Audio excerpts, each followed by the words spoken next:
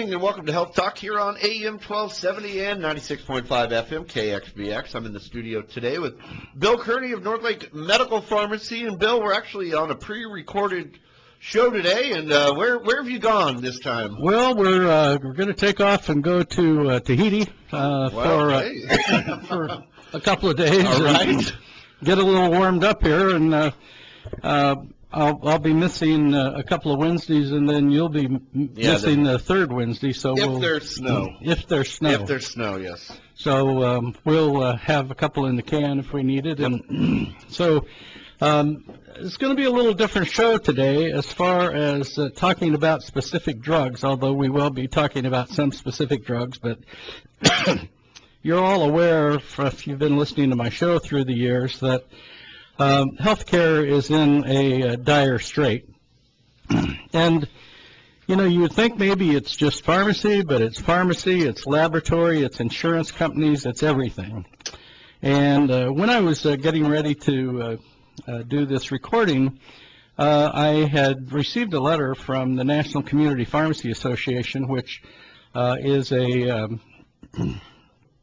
pharmacy group that independents belong to. And they were talking about a specific drug, and many drugs actually, of being reimbursed to the chains at a much higher price than an independent is. And I have as you know, I was on a board of directors and still am on the regional board for Compliant Pharmacy Alliance, and go back and still share phone calls with pharmacists all over the United States. And one of the board members that was on the big board with me was a gentleman from Arkansas.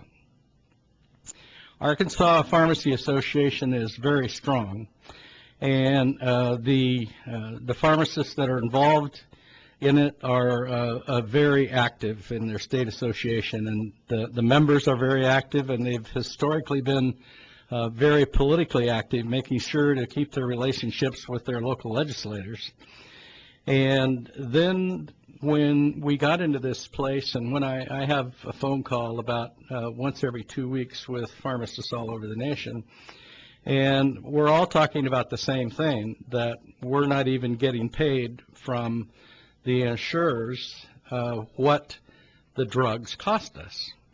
And just so you just don't hear me say this, this was by the CEO of National Community Pharmacy Association in Alexandria, Virginia.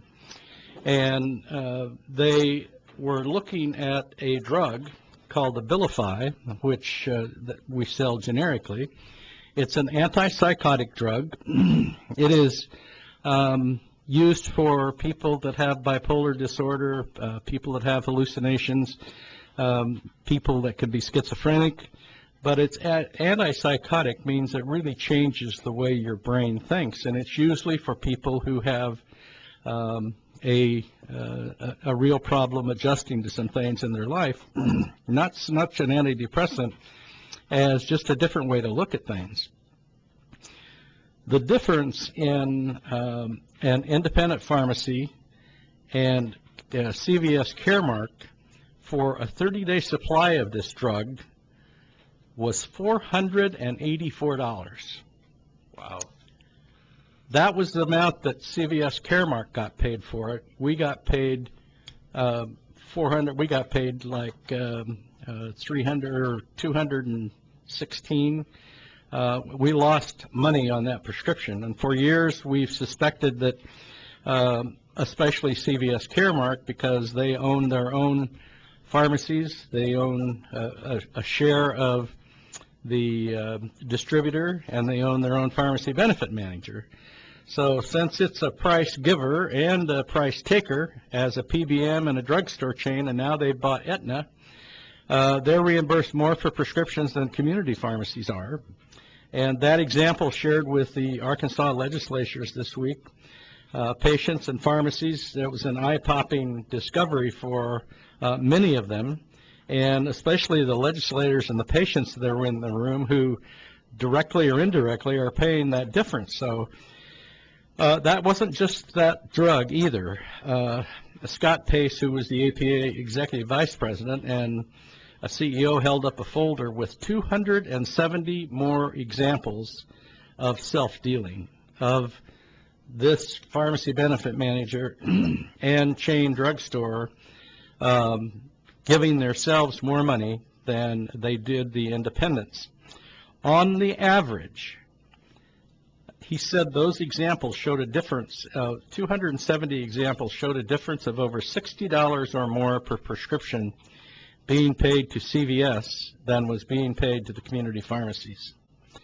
So far, they hadn't heard anything from Caremark on these payment discrepancies, and they don't seem to care much. When you demand that consumers or patients go to you because you're a huge network, and they won't allow you to go to somebody else, and if they do allow you to go to somebody else, those people lose money on your prescription. But they don't follow the same practices as the rest of us. So you couple those strengths with, from the Arkansas pharmacists, with extreme payment cuts to local pharmacies, and this new information about inflated payments that go out of state as well, and competitors, you've got a firestorm. And of course, all the local news stations covered the press conference, and the entire event was posted on Facebook. The government has called a special session, and the Arkansas Attorney General, Leslie Rutledge, is investigating the low reimbursement rates. The change in reimbursement rates by the pharmacy benefit managers, and you hear me talk about PBMs all the time, and those are the people that control the amount of money that goes to the insurance companies and go to the pharmacies. Local pharmacists are critical members of all these communities, and due to those changes, pharmacists are facing tough decisions because the reimbursements don't cover the actual cost of the medication. When public health is threatened, everybody suffers. Even before these last examples, evidence has been piling up indicating that the PBMs are contributing to the increasing cost of prescription drugs. Rather than saving their customers, employers, local, state, and federal governments money. We have written about this a couple of times on a national level, and those revelations coming out of Arkansas show a proverbial henhouse that's being raided rather than guarded. The discrepancy that was revealed at this week's press conference will reverberate through many state houses. It looks to any reasonable person that local pharmacies are being forced to subsidize higher payments to CVS pharmacies. Couple that with the cost of the drug, and if it paints an ugly picture that kind of scares you, that should be of great interest to federal and state legislators. I don't know how much faith you have in the government, but I have very little faith on either side of the aisle of having a public interest in us getting something accomplished through the government. Arkansas isn't the only state where pharmacies, at least community pharmacies, are seeking extreme cuts to prescription reimbursements and are responding with legislative action. In fact, almost every state has introduced PBM legislation this year, and the new information about the gaps between payments to community pharmacies and to CVS should make those state house debates even more compelling. When I speak to our national congressmen, I don't get any response at all about other than go to your state about this. This isn't a state issue. It happens within the state, but states are allowing it to happen, and the federal government would rather be involved in other things than helping out small businesses. So the pharmacists that I know in Arkansas have raised their voices, and we are doing that at a national level as well as a state and local level. I started as low as the Board of Supervisors in Lake County and have got no recognition or even an attempt to help me through the fact that I can't provide services to these to our own community members that are part of schools and counties and cities and sheriff's departments and police departments and such. So all I can do is keep plugging away. I've been doing this for 50-some years, and I've been here for almost 40. And you would think that that our reputation would be enough that we would get some help at a local level, but we do not get any. To go from pharmacy to laboratories, and I bet you don't even really think about this, but if you could see what I see, and I had an example that I just printed out this week on a laboratory that had charged a person for an opiate test. This gal had back surgery in late 2015, and her surgeon prescribed oxycodone and a follow-up drug test that seemed routine until the lab slapped her with a bill. Now, this was just to be tested for one drug, $17,850. A Houston lab had tested her urine sample for a constellation of legal and illicit drugs, many of them which she had never heard of or never taken. She said, I was totally confused. I didn't know how I was going to pay it. She was 30 years old and finishing a degree in education and was pregnant with twins. One of the reasons they test for these is, as you know, we have an epidemic on opiates in this world, and especially in the United States. And they test for them because illegal opiates are commonly abused because they're so addictive. And they bind to areas of brain that control pain and emotions, driving up good hormone, dopamine in the brain to get a reward from the stimulus of getting the opiate. And it tests feeling of feeling good. As the brain becomes used to those feelings, it often takes more and more of that drug to do the same thing. Her bill showed Sunset Laboratories, LLC, charged $4,675 to check her urine for a slew of different types of opiates. $2,975, this is the same test, the same sample, $2,975 for benzodiazepines, which are like Ativan and Xanax. $1,700 more to test for amphetamines, same sample. Test to detect cocaine, marijuana, and phencyclidine, which is PCP, or angel dust, added $1,300 more. They also billed $850 to test for buprenorphine, which is a drug that you use to treat opioid addiction, and tacked on an extra $850 fee for 2 tests to verify that nobody tampered with the urine sample. The total bill, $17,850, that her insurer, Blue Cross and Blue Shield, refused to cover, apparently because the lab was not in her insurance network. Now, those of you who know when you go to have surgery, sometimes you get an extra surgeon along if you have surgeries like I've had for my back and things, and anesthesiologists. And those kind of people are typically not unusual for them not to be part of the network. And as you're laying there in an anesthesia fog, they're telling you this. Now, this may or may not be covered because at least the anesthesiologist part and maybe the assistant surgeon, because they're out of the network. But what do? You're laying there ready to be cut open. And the insurer actually sent this gal an EOB that said it would pay, valued at the work that was just done, $100.92 out of $18,000.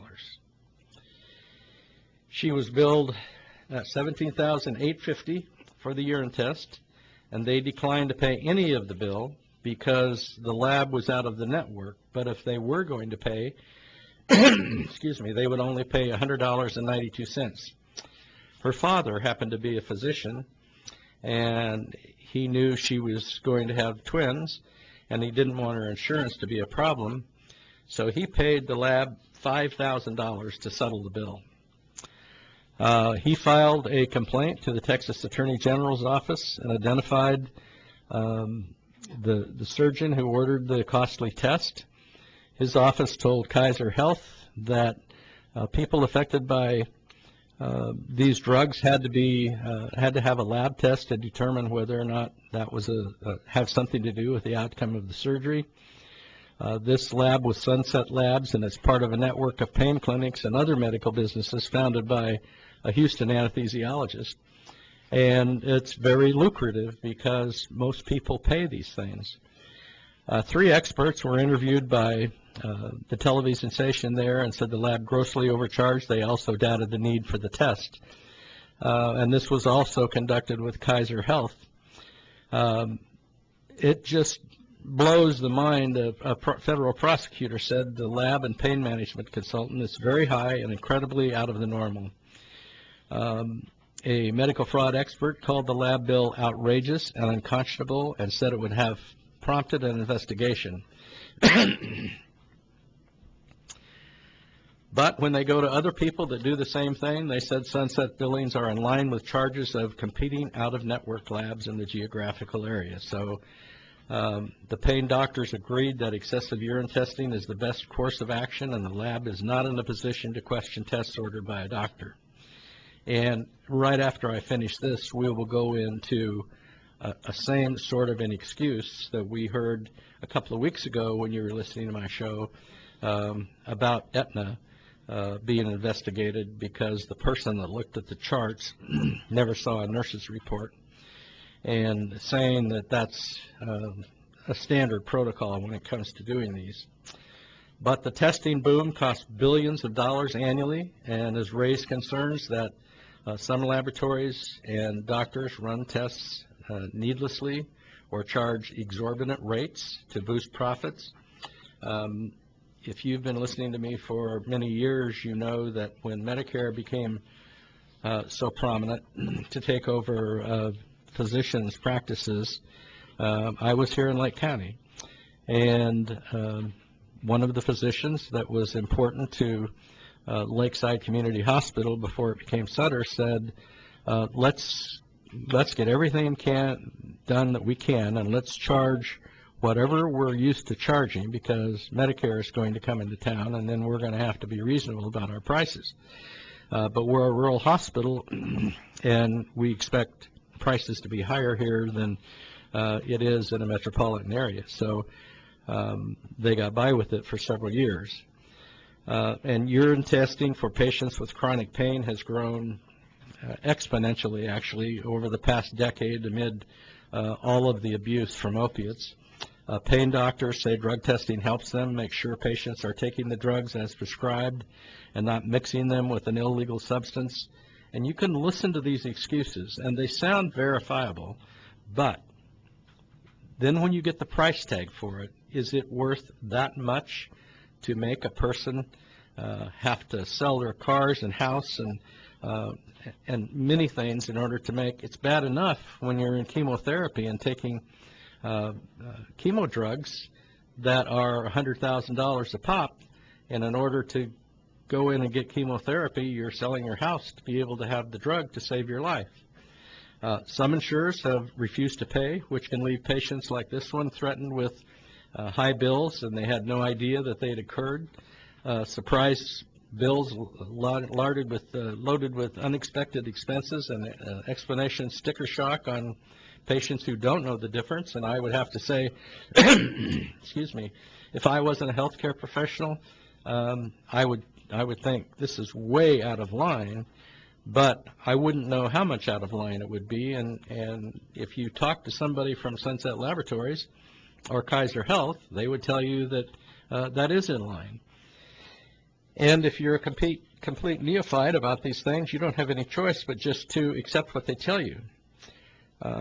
This gal said her insurance covered the disc removal surgery in 2015, and she said the operation went well. She was weaned off the opiates, and she had a surprise on a second return about a month later when he wanted to run tests, and she said, fine, whatever. And then more than a year later, the lab phoned her telling her she owed that $18,000. They sent her the invoice dated March 10th of last year, and based the information from your health plan, you owe the amount shown. Luckily, her father was a doctor, and he did pay the $5,000. He doubted the need for the test, not to mention what he thought about the price. He said the University of Findlay, where he helped train physician's assistants, gave applicants a basic drug test at the cost of $174. And these were people that were going into medicine. So he said, I wished I'd never paid that amount, and the Blue Cross spokesman said he couldn't discuss any specific cases. So they were disappointed as well as concerned about the lack of transparency, which we hear a lot today. It is seemingly an excessive charge for a routine service that may not have been necessary. And who are we to tell them it's not necessary? He also said the lab was out of network. We don't control how much they charge for services rendered, and I know that's true. The insurer encourages patients to confirm that all medical care they seek comes from medical providers in the Blue Cross network. So prices for the urine test can vary widely, and most of these tests rarely cost more than $200. So bills climb higher when the labs check for levels of multiple drugs, and then they bill for each one separately.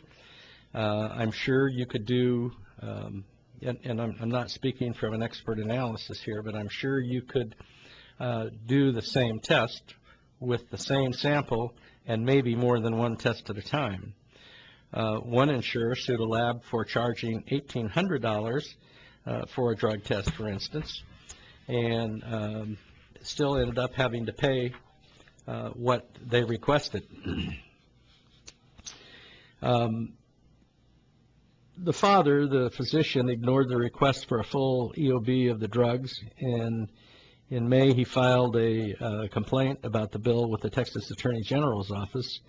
And young people just starting out may not have the ability to pay, and this could result in damaged credit ratings. He got a letter from the Attorney General who said the office would review the information. They received complaints about that business, but they can't comment on anything else. He also questioned the need for the daughter's urine test because she received opiates only for a short period of time, and that would have had no impact on her treatment. The Texas Medical Board does not require urine tests for patients receiving opiates for short-term pain. It's a question of independent medical judgment as to whether the physician believes a drug test should be required. This company has had bad reviews, and it's still operating in business, and they have noticed questionable business practices as a laboratory, but they've done nothing about it. So, as you can see, this happens all through the healthcare industry, and it's all over. It's not just prescriptions, it's not just insurance companies, it's not just PBMs, it's all of them are taking advantage of a loophole, and they're getting by with it, and they're putting people in a financial stress that they don't need to be in. The last one that we're talking about is Aetna, and there were 3 more states that announced this week that they are opening investigations of Aetna, and if you don't remember or didn't hear the show a couple of weeks ago, Aetna was being investigated by the state of California because the physician that was supposed to okay or deny procedures to move forward with the insurance company paying for it were being denied without the physician ever looking at the medical records. And he was told by Aetna that he didn't need to. If there were any notes for him to look at, the nurse would have a report, and that report would be with it. So a former medical director for the insurer admitted under oath that he never looked at their medical records when deciding whether or not to approve or deny care. And Colorado, Washington, and Connecticut, where Aetna is headquartered, have joined California in looking into the statement which came during his sworn deposition. Aetna is the third largest insurance provider with $23.1 million and is being purchased by CVS Caremark. The insurer also released a statement by the former medical director in which he said he looked at relevant portions of patients' records, just not their entire records. But when he said it was taken out of context, but when he was asked by the people in California asking him, he said, how would you decide on your own when to actually review the medical records, relying on what the nurse at Aetna had prepared for you? And he says, what percentage? And the investigator said, I mean, did you ever look at medical records, or basically whenever? No, I did not.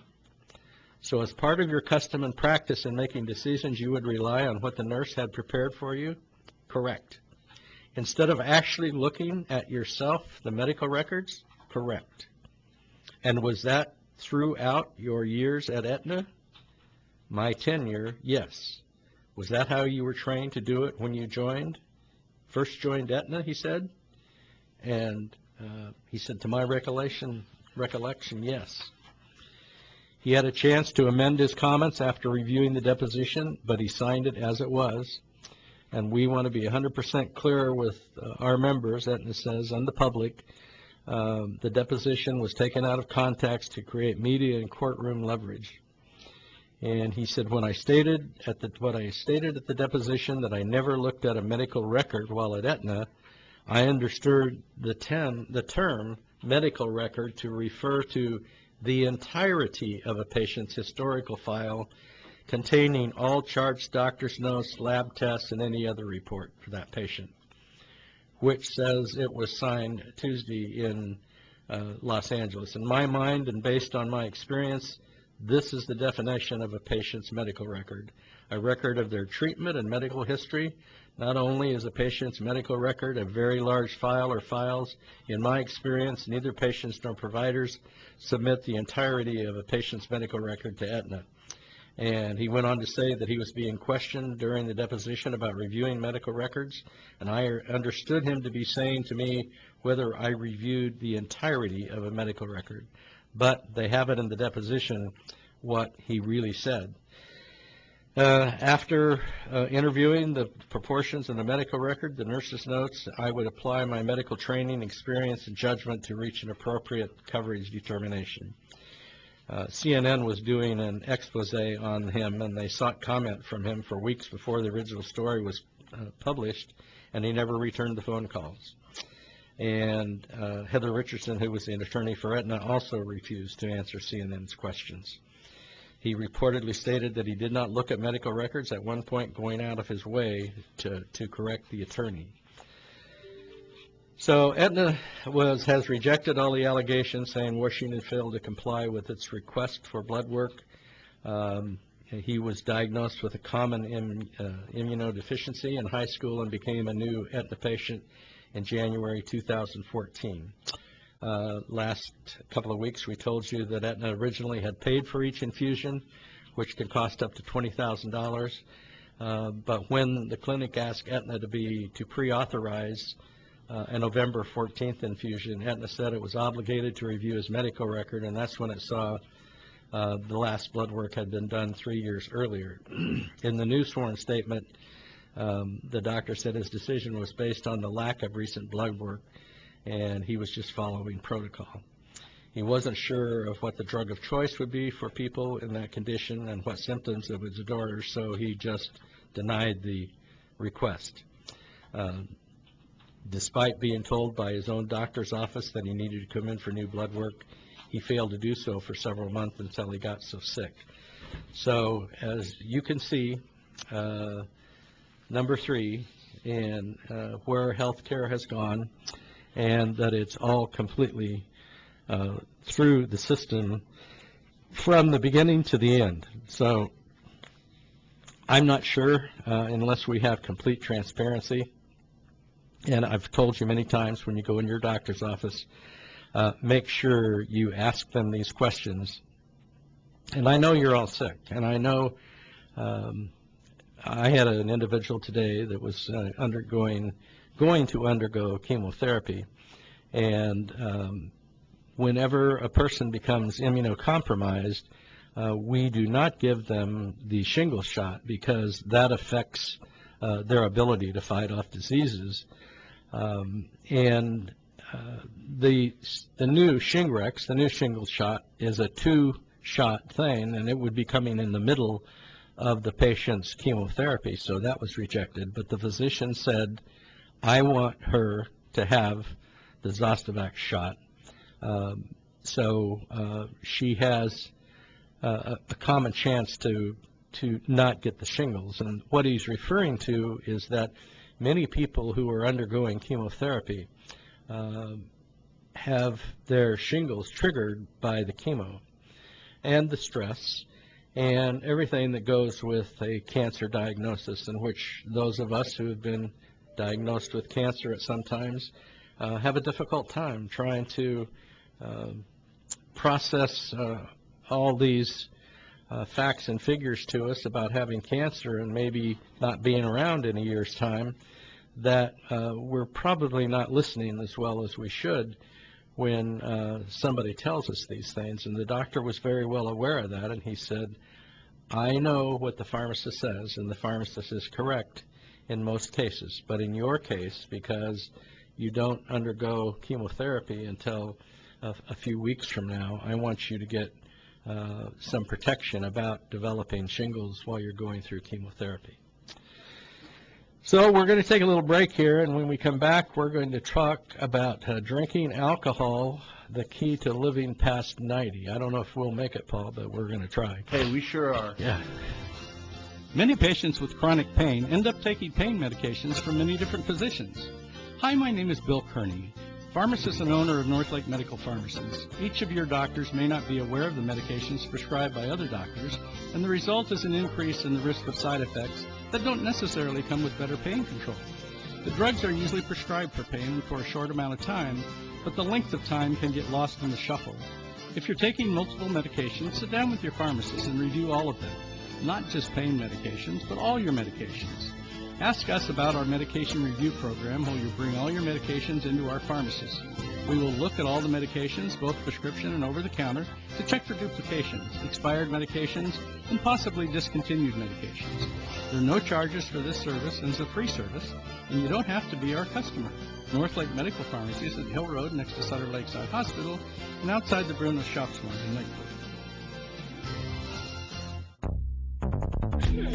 Ukiah High School student Kaylin Tipton is organizing a softball tournament as her senior project.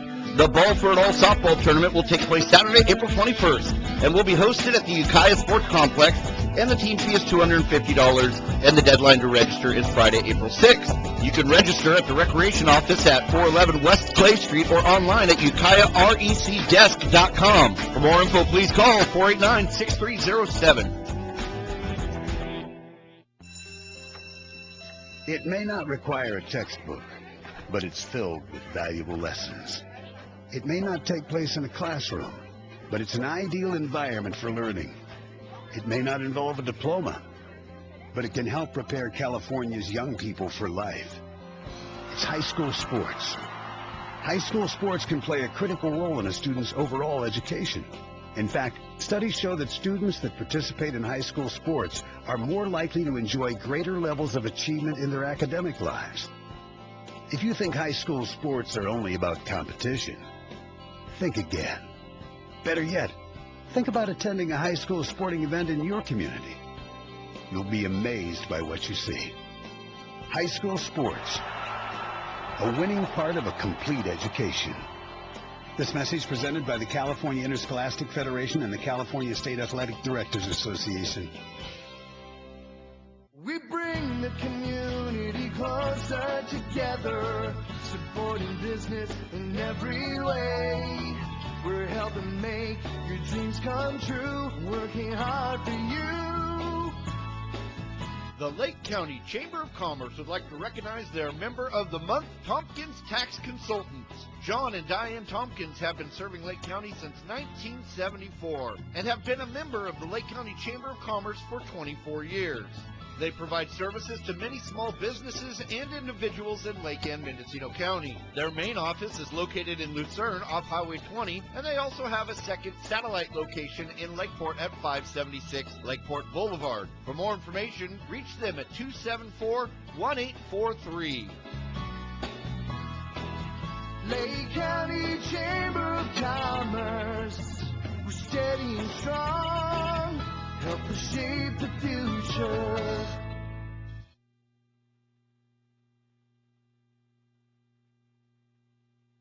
All right, Bill, we're back.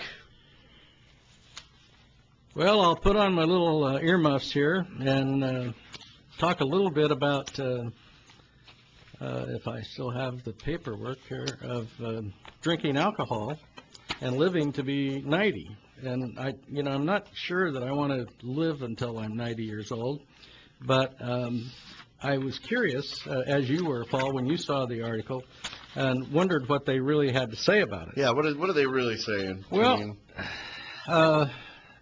what they're saying, they discovered that subjects who drank about 2 glasses of beer or wine a day were 18% less likely to experience a premature death, meaning like a heart attack or a stroke. And those who abstained from alcohol, the independent reports. So, meanwhile, the contrast to couch potatoes participants who exercised 15 to 45 minutes a day cut the same risk by only 11%. And the doctors say they have no explanation for it. They know that modest drinking improves longevity. We've done the 2 beers or 2 glasses of wine a day for men and half that for females. And this was just over the weekend that this American Association of the Advancement of Science had their conference in Austin, Texas. And other factors were also found to boost the longevity, including weight. And participants who were slightly overweight but not obese cut their odds of an early death by 3% compared to subjects who were normal or underweight. So it's not bad to be skinny when you're young, but it's very bad to be skinny when you're old. So subjects who kept busy with a daily hobby 2 hours a day were 21% less likely to die, while those who drank 2 cups of coffee a day cut that risk by 10% compared to non-coffee drinkers. Further study, of course, is needed to be done to impact longevity, so I don't want to go to your doctor and said, Bill Kearney says, drink as much as you want and you'll live to be 90, although we all have examples of people we know or have heard of that drank every day from the time they were old enough to drink water and lived to be over 100. So this doesn't say that how big the test was, how many people were involved, whether they were healthy people or not healthy people. In the old days when we used to do, before we even included women in the testing of medications, we used to do physicians. And physicians were not the best people to take care of themselves, believe it or not. That has changed in the last 50 years. But a lot of them were smokers. A lot of the nurses were smokers when we started having the genders included in 1994. There are typically, and many of them are overweight, and they're usually working a couple of jobs, and so they don't have time to exercise and smoke and then drink alcohol at the same time. So it isn't just professional people, it's everybody that gets into this category. Now we're starting to see people that are really focusing on health and come up with things that we didn't really know before. I'm going to give you a little study in a minute or two about athletes who are trying to determine whether they die younger than other people or not, and why their lifestyle may be such that it causes them to have an early death, and it doesn't always have to be including the brain. So before you go to your doctor, remember you're limited to 2 beers a day or a couple of glasses of wine, and there isn't any guarantee that you're going to live till 90. And I don't know how many people want to live to be 90 years old. A lot of people wouldn't mind, as I wouldn't, if I had quality of life. quantity of life, to me, is really more important than quantity. So if you have a good quality of life and you can ambulate and you can live by yourself and not depend on a lot of people, and you can, be 100, and, a friend of mine is going to be 101 April 1st, and very intelligent, very bright, can't hear very well, but otherwise in good shape. So there are ways that people can survive over a longer period of time, and don't ever underestimate a healthy lifestyle. So as we have said many times, it's diet and exercise, diet and exercise, diet and exercise. Doesn't have to be extreme. Doesn't have to be, if you want to lose weight, then you diet as well as exercise. If you want to just be buff and you don't have an obesity problem, and you want to do things that increase your muscle mass and stay off steroids, you can do that and will be just as healthy and not have to diet so much. But if you develop an easy routine that is healthy food in order to have something that isn't going to increase your weight gain so much, you can really speed up the processing of getting older, and not have these common problems that many of us have, from broken backs and necks and all those things. I was watching a thing, I think it was on the internet, of the diet that the athletes are eating in Korea. And me being leaving Vietnam and being in Korea the last few months of my Army career during the Vietnam War, I lived out in the village, and you couldn't, you had a mess hall, but it was powdered eggs and it was all these things. And so every once in a while they would, we were about 40 miles from Seoul, they would either ride a bicycle up or walk up with a woven basket full of fish that took them a couple of days to get there. And so they were probably pretty rare by that as far as decomposing goes, but it was real food, and we ate it. But they have become a pretty wealthy country, South Korea has, and they were showing they had snow crabs, which I guess are very, very tender and good to eat. I've never even heard of them. And they ate octopus that was so raw, it was moving on your plate when they ate it.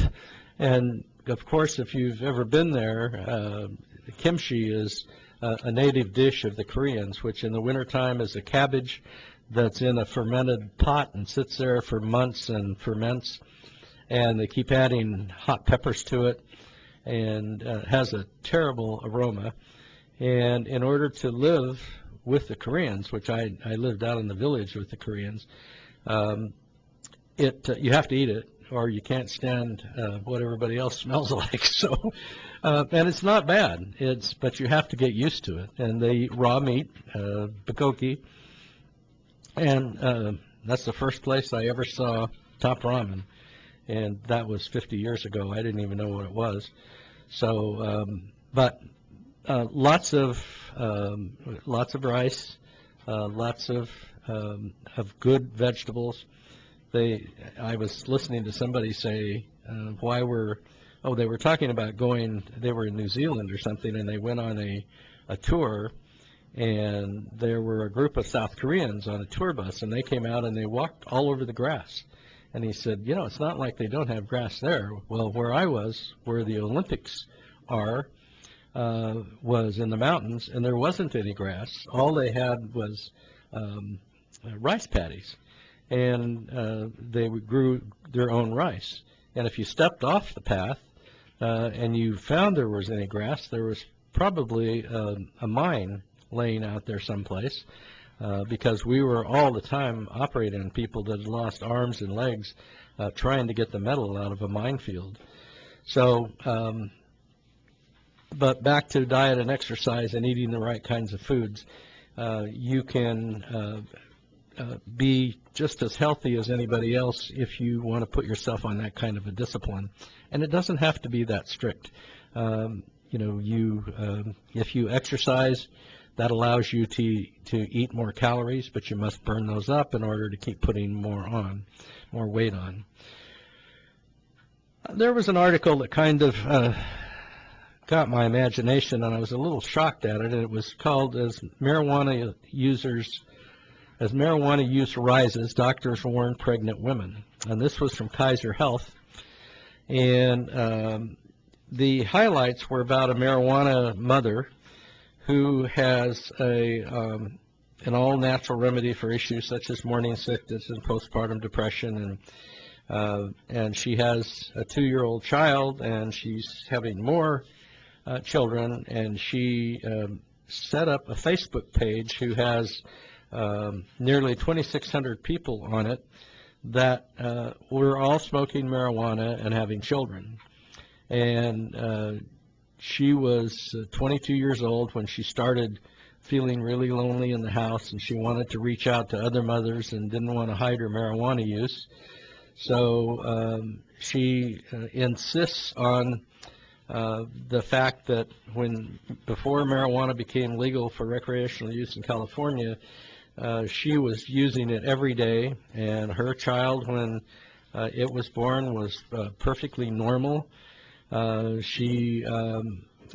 due date with her second child, she took offense when an emergency room physician really suggested that she take a half a Norco because she was having excruciating back pain. And she got upset because she says, we know everything about Norco and what it can do for you, but we don't know that much about marijuana, and now you're telling me not to take marijuana. And so she said, just test me and see what it is. And she said, I could count to 10 before, and my child could before she was even 2. She's not stupid. The normal amount of women in the United States who use marijuana during pregnancy has been difficult to gauge because most of them do not want their doctors to know. And at least 24 states now consider substance use during pregnancy a term of child abuse. And what happens is they test the baby when it's born. If they know their mother is smoking marijuana, they tell their doctors, and after they give birth, their babies are tested for signs of marijuana's chief ingredient, THC, but their babies test positive. And when that happens, then you're visited at home by county social services workers who give the women the information about the effects of marijuana used during pregnancy and breastfeeding. And, of course, the researchers say that the psychoactive compounds in marijuana easily cross, we call it the placenta-brain barrier, to the fetus to about 10% of the amount of THC. Well, the amount of THC now compared to what it was 50 years ago is very, very concentrated. So 10% would be similar to what somebody was smoking it in the 60s. And there's a research OBGYN at the University of California down in San Francisco who also treats patients and have shown that the marijuana increases the risk of stillbirth or adversely affects how a baby's brain develops. I have people that I know that smoke a lot of marijuana that are great. They actually drive a car better when they're stoned. They seem to be more efficient at doing some tasks. But most of the people I know that smoke a lot of marijuana are hindered in some senses. And I've had involvement with those people through the years and find out that in most of those cases they have lost their desire to be motivated very much. And they also smoke at higher rates than other people do. So because that THC in the brain may actually prime that child for addicted behavior, not just to marijuana, but to alcohol as well. We wonder if maybe that is some reason that, and again, this is just wondering, just being apprehensive about that we have so many more children being given medication now for ADHD, and whether or not that's a factor or not, we're not sure. There's been little research for the effects of the THC passed to a baby by breastfeeding, but because there isn't enough evidence to determine the risk, OBGYN discourages marijuana use during pregnancy and warns breastfeeding moms to avoid eating or smoking marijuana or inhaling its secondhand smoke, since some amount of this THC, just like alcohol, can pass into the baby that way. You have a small child, very little body weight, now enough of a THC passed through 10% of the high concentrated marijuana we have now is enough to affect an adult back in the 60s. So what this lady, when she found out they had THC levels in the brains of their children, that she and her friends don't smoke near their children, nor do they spend their days stoned to oblivion, she said. They just go down by the river and relax, and she said many parents she knows are uncertain whether they can get in trouble using it now in California. That's an interesting question, because if Child Services finds out your baby has got concentrations of THC, they're probably, most likely, maybe not in California because it's very, very liberal, but they're probably most likely to want to come to your house. Whether or not they can do anything about it legally anymore, it's too new to tell. But many patients are uncertain if they can get in trouble using it now in California. Indeed, child protection laws in most states remain at odds with the liberal marijuana laws, and some moms on Facebook will not go to the doctor even when they're sick. They don't even want to get tested. And that's dangerous. So we should be able to open up about it, because if something goes wrong, you have to know.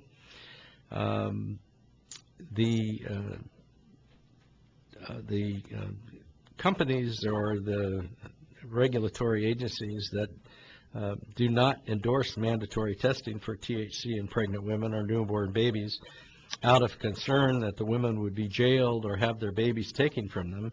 Instead, they urge OBGYNs to ask pregnant women about drug use during prenatal visits and counseling these patients against substance abuse and helping them alleviate their nausea. Because, we know we don't carry babies like females do, and we know that they get some postpartum depression. We know they get some back pain. We know they get some nausea, even with medications that are deemed safe by the federal drug regulators. So with recreational cannabis now legal in at least 8 states in the District of Columbia, physicians are worried that newborns and young children whose brains are rapidly developing, constructing billions of neural connections, which will come to know how the world will be in an altered state. I'm sure there are communities that there is a high level of marijuana use, and whether they're pregnant or not, continue to use marijuana. The edible marijuana is just as apt in most situations to be a factor as the smoking the marijuana. And I'm sure vaping now, which has become a big issue, excuse me, has also developed the ability to pass through the placenta and having something affect on the newborn. So we've got a few minutes left. If I have time, I'll talk about aspirin, and I'll talk about the football players having a high risk of dying. You know that the publicity has been pretty large in fans across the country anticipating NFL players who might have a 38% higher risk of dying younger compared with those who played only a few games. If I'm going to die of, I have several things that I've done that would increase my ability to continue to live. One is being on a farm and spraying with DDT and poisons that we put on farm crops at the time, and soaking our shirts and bodies with that, with no protection, no mask, no raincoat. I have taken played football since I was in high school and college and in the Army. Had many concussions. If I didn't have them playing football, I had them falling down the stairway and breaking my back. Most of those things are things that would cause a person to have a shortened lifespan. My dad, who was raised half the time with horses and not machinery, and then when I became part of his life, we were just in the process of switching from using horses to using machinery, and then you could go faster and work harder and do more things and bale hay that was 80 pounds of hay instead of putting shocks of wheat and things into a bundle at a time and putting them in the thrashing machine. So you had your back at work, you had your head being damaged, you had poisons from different places. So there are authors that are getting a new study on increased risk of death that may or may not be as significant as it sounds. Very suggestive that that football players have, and we have seen them. One of the problems is you can't determine how much this affects the brain until you do an autopsy. So we will remember that concussions will continue to be a serious issue. There's only so much that helmets can do, and even being in the war with the sounds of guns and being in a tank and being shook by IEDs and those kind of things will be something that will certainly have a cause of causing some concussion problems as you continue to age. I'd like to remind you that we're still giving immunizations as well as flu.